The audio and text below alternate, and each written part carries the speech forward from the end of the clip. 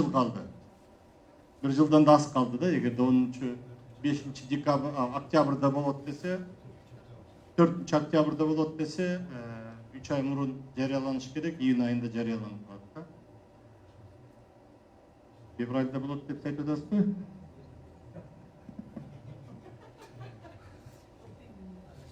Маалыматыңыз бар болуш керек та. Biz realдуу карайлы, эмнеге жетише алабыз, эмнеге жетишпейбиз. Мына бул эң биринчиси барьерди түшүрүүгө негизги басымды жасаш керек, ушуга жетиш керек да. Бул жерде ушул саясий күчтөр, парламенттик эмес саясий күчтөр биригип чоң жыйын кылсак болот.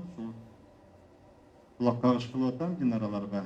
Мүмкүн уюштурсаңар, саясий партиялардын так ачык талабын биз жогорку кеңешке, президентке беришибиз керек. Анткени бүгүнкү күндө мен кайталап кетем, саясий талаада эң чоң оюнчу бүгүн президент.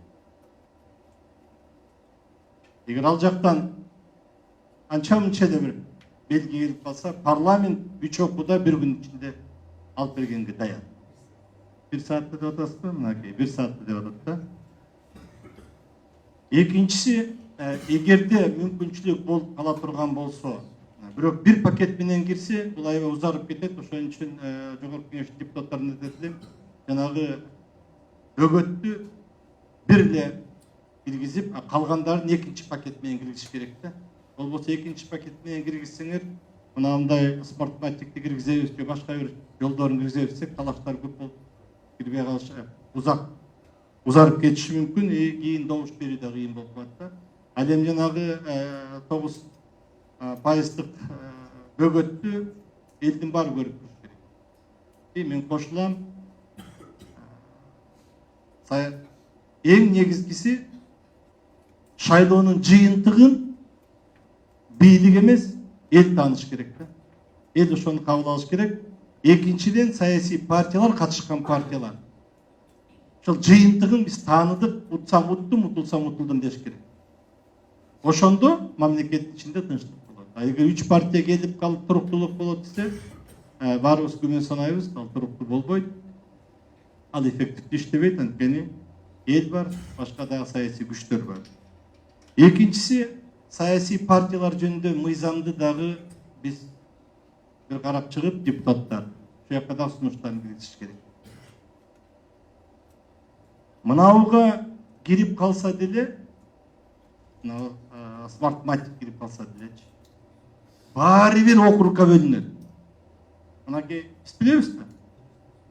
Мына СДПКдан эле 15-жылы Атамбаевдин күчү менен акчасы жок тизмеге кирген, өтө көп добуш албагандар деле келди, анткени административдик ресурс толук иштеп берди. Башка партияларда ар бир округга жатып алып, ошол жерден алып келди. Эгер жанагы жанар сунуштап аткан тизмеде ошол эле адамдар акчасы менен барат дагы, мүмкүн ставкасын дагы 1000-ден 2000-ге 3000-ге көтөрүп коесуң. Ошол мен ошол жерден өтүп келишим керек, ошол жерден добуш алышым керек деп, алар барып айтат, мен өтөм десем, мынакей мен дагы үстүнө чачамын акчаны.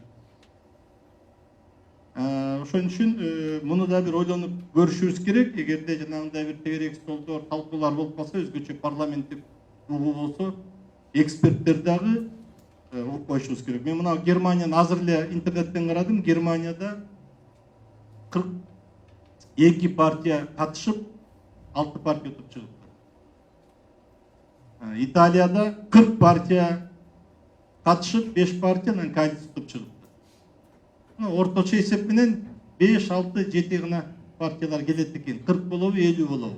Анткени добуштун бөлүнүшү ушундай болот экен.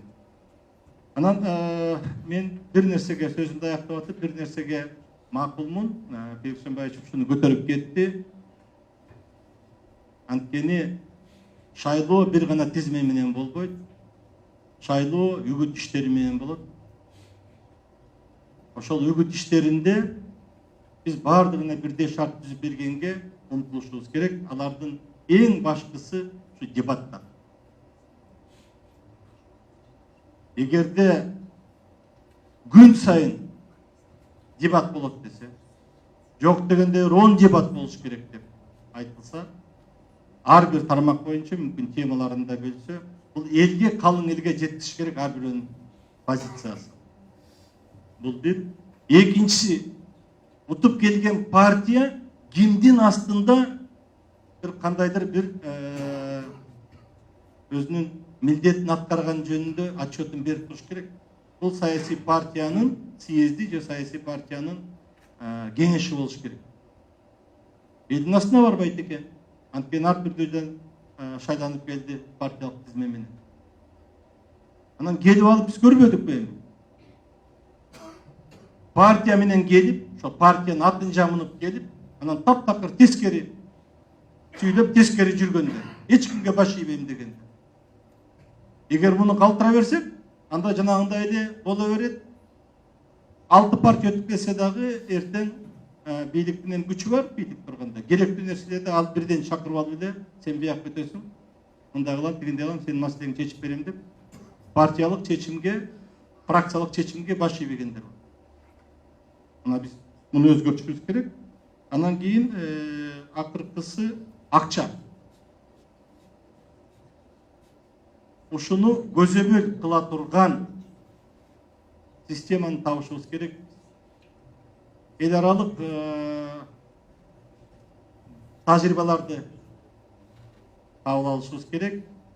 Мына мен 95-жылы бир мандаттуу округдан качкам. Өтпөй калган. Бирок ошондо биз 5 кандидат болгондо биз аңдып жүрүп, анткени ал система иштей баштаган. Кармап алып, чыгарып, ошондон кармап алат деп пакет таратылбай калган. 95-жылы. Мен башка округду билбейм, биздин округ. Кыйын болуп калган. 2000-жылы андан да күчөттү. Анткени кандидаттар бирин-бири контролдоп калган. Борбордук шайлоо комиссиясы эмес, участкалык комиссиясы эмес, кандидаттар жанагы агитаторлор. Биз ушунун бир системасын ойлоп таппасак, анткени азыр көптөрү алаканын ушалап отурушат кайра. Шайлоо келатат, буюрса дагы бир акча таап калат экенбиз деп. Анан кийин бүткөндөн ачыкканага иштеп калып атат да. Мен ушул сунушумду корутундулап кетсем, биринчиси 5%-дын өзүнчө суранышыбыз керек депутаттардан.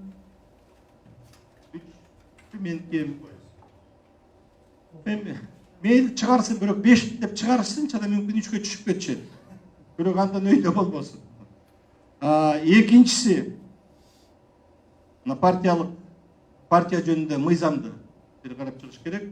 Үчүнчүсү, үгүт иштерин жүргүзүү боюнча жана бул жерде айтылган сунуштарды камтыган, аны башка бир пакет менен киргизиш.